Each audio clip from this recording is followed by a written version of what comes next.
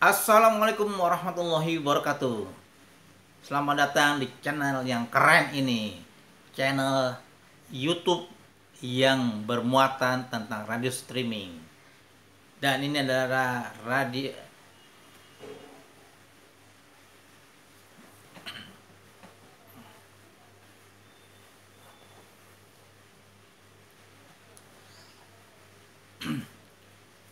Assalamualaikum warahmatullahi wabarakatuh.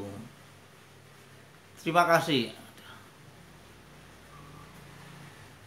Assalamualaikum warahmatullahi bagus nih. Assalamualaikum.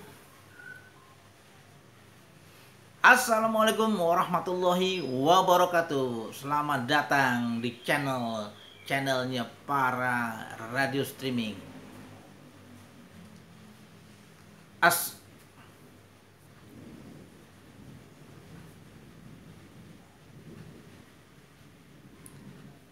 Assalamualaikum warahmatullahi wabarakatuh. Selamat datang di channel yang keren ini. Bersama saya Adi Fadli Farul, kita akan memulai lagi bahasan kita mengenai radio streaming. Jadi channel ini adalah channel satu-satunya di dunia yang membahas tuntas mengenai radio streaming, radio masa depan, radio online, radio web, radio yang berbasis internet, dan radio ekspatriat dimanapun. Jadi jangan lupa subscribe, like, and comment, dan sebarkan video ini bagi teman-teman yang mempunyai sahabat, rekan kerja, teman sejawat yang memang mau punya radio streaming. Latihan atau memiliki radio streaming sangat mudah bagi kita, bisa kita kelola. Nah, pada video kali ini saya akan jelaskan beberapa keunggulan dari radio streaming. Ada banyak memang ya. Mudah, murah, sederhana. Teknologinya bisa kita akses, gratisnya. Tidak ada regulasi yang ketat. Bisa kita akses 24 jam. Ketika kita tidur, radio itu berputar terus. Nah, pada kesempatan video kali ini saya akan bahas satu keunggulan radio streaming, dan tentunya ada puluhan keunggulan radio streaming. Yang pertama adalah biaya. Nah, kalau kan teman-teman sudah ikut pelatihan saya nanya, Pak, Bang, berapa biaya mempunyai radio streaming? Biaya kadang-kadang suka bingung saya. Berapa biayanya? Saya mau tanya sekarang, punya laptop nggak? Punya PC? Punya internet, punya kota, di rumah punya wifi? Kalau jawaban iya, punya, makanya kalau dia punya, maka besok pagi radio itu udah tersebar, udah tembus ke seluruh dunia. Suaranya terdengar di seluruh dunia. Selama dunia itu ada jaringan internet, dan pastinya kalau di sekarang ini dengan penyelamatan teknologi informasi lebih-lebih COVID, sekarang ini pasti semua negara mempunyai jaringan internet. Tidak ada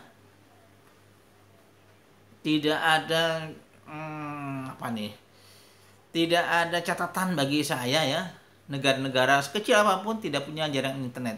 Jadi ketika kita punya jaringan internet, kemudian kita berlangganan atau kita punya kuota, kita beli, kita punya laptop atau punya PC, selesailah radio kita. Nah, sekarang pertanyaan yang tadi sudah saya kembangkan, biaya. Nah, coba kita hitung-hitung biaya. Punya laptop, selesai. Langganan wifi 200.000, 300.000, selesai itu ya. Bab mengenai biaya selesai. Coba kita bandingkan dengan radio yang lain. Saya bercita-cita mempunyai radio. Namanya radio XIZ, gitu. Sebut aja namanya ya. Berapa yang harus saya keluarkan investasinya? Satu, gedung. Yang kedua, peralatan. Ketiga, SDM. Keempat, teknologi yang sangat jelimet. Keempat, pajak, biaya dan sebagainya.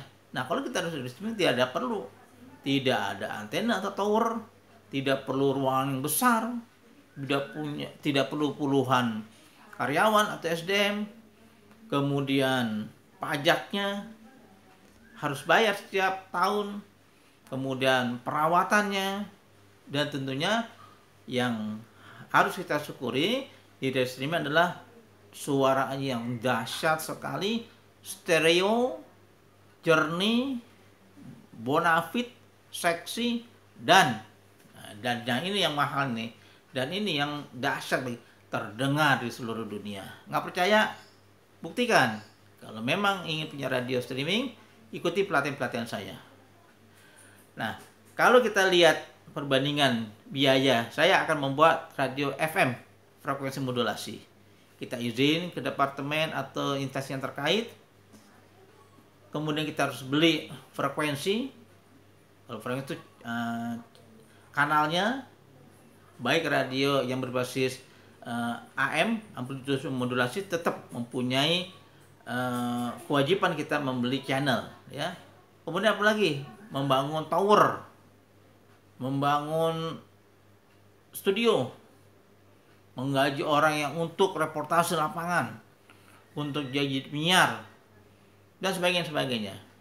Yang saya dengar, ya, bisa dikoreksi nanti, untuk izin aja kalau radio yang berbasis frekuensi FM itu paling mahal karena dia jernih, stereo, bonafit, suara gendang, suara desis itu kedengar semua. Itu udah berapa? Saya nggak yakin ya, kalau izin itu sekitar 1-2 miliar, bisa lebih tuh. Kemudian juga radio AM, walaupun mungkin sekitar ratusan juta, ya mahal sekali kan. Nah, apalagi ya peralatan, apa mixer atau meja, kursi, furniture, properti lainnya mahal sekali. Nah, kalau radio streaming ini biayanya relatif lebih murah. Kalau saya katakan tidak berbiaya, mungkin tidak mungkin juga ya, minimal kita punya laptop. Nah, bagi mahasiswa, bagi pekerja, bapak dan ibu, kalau dia bekerja dimanapun pasti dia mempunyai modal kerja, itu laptop. Yang kedua, punya kuota. Di rumah saya berlangganan internet sebulan 300.000, 400.000. Sayang sekali kan, kalau cuma sekedar untuk hahihi ya. Lebih bagus kita gunakan untuk membangun jaringan. Lebih-lebih saya seorang akademisi, saya seorang dosen, guru, mahasiswa, siapa lagi, motivator, juru dakwah, pengusaha, bisnismen, yang memang di otak kita tuh banyak ide-idenya, banyak gagasan kita yang akan kita tuangkan. Wah, di radio streaming bisa kita lepas semuanya, ya kan?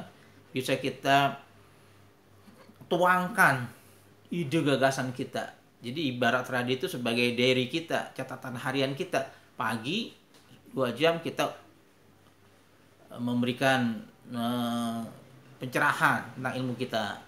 Nanti siang kita berikan lagi, sore. Nah, kalau kita orang sibuk, cukup pagi 1 jam.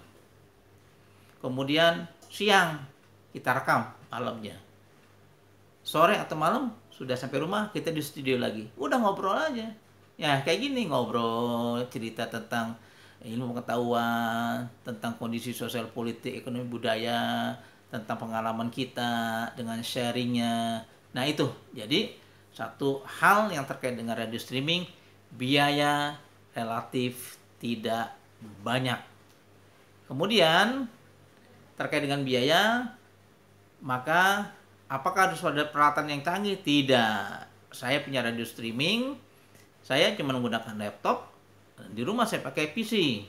Kemudian konten-kontennya saya buat. Nanti kita belajar lagi bagaimana membuat rundown acara 24 jam.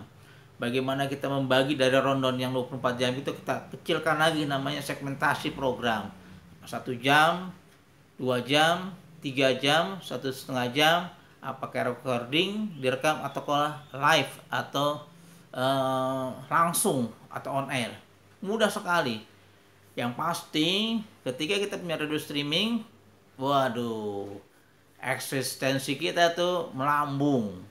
Lebih-lebih radio itu bisa didengarkan kapan saja, di mana saja, dan dalam kondisi apapun, dan sambil santai, lagi nyuci, bisa. Nyuci mobil nih ya, bisa dengar radio.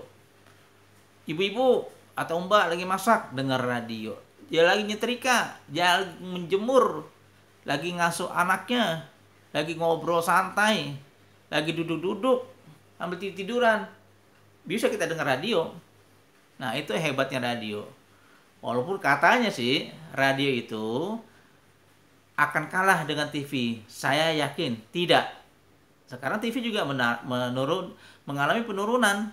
Eskalasi orang nonton tidak seperti dulu. Orang menonton TV sekarang sangat tersegmen. Saya suka nonton TV tentang politik, pasti semuanya politik. Saya suka yang lagu-lagu, pasti lagu. Saya sinetron, pasti sinetron. Saya traveling. Saya religius. Jadi kalau TV yang gaduh-gaduh, saya yakin suatu saat akan mati dan akan ditinggalkan orang. Orang akan mencari sekarang apa passion kita, apa keinginan kita, itu yang ditonton. Jadi TV-TV yang gaduh-gaduh dari pagi, berita, kuliner, traveling, ada musik, ada dangdut, ada pengajian, kemudian ada apa lagi tuh? Ada cekak-cekikik, ada sinetron, lambat laun akan ditinggalkan. Nah, oleh karena itu saya usulkan kalau kalian punya radio, maka ambil satu fokus saja. Kuliner semua dibahas. Traveling semua dibahas. Pendidikan semua. Apalagi otomotif semua. Apalagi dakwah, agama semua. Budaya semua. Sastra semua. Makanya akan terbentuk nanti komunitasnya. Sekarang ke depan, apapun medianya, apapun kontennya, tergantung dari bagaimana kita mengelola komunitas. Komunitas kita banyak, dia akan suka dengan kita. Kita kasih contoh ya. Dulu di TV yang namanya mancing itu nggak dilirik gitu. Masa mancing di laut masuk TV ada channelnya? Masa mancing di danau ada masuk TV? Sekarang udah ada namanya Mancing Mania. Begitu juga kuliner. Dulu yang namanya masak itu identik dengan perempuan dan kotor, bau asap, apalagi bau bumbu.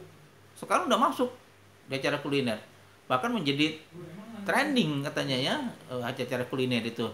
Nah, jadi saya usulkan teman-teman yang nanti ikut pelatihan saya, ambillah satu segmen.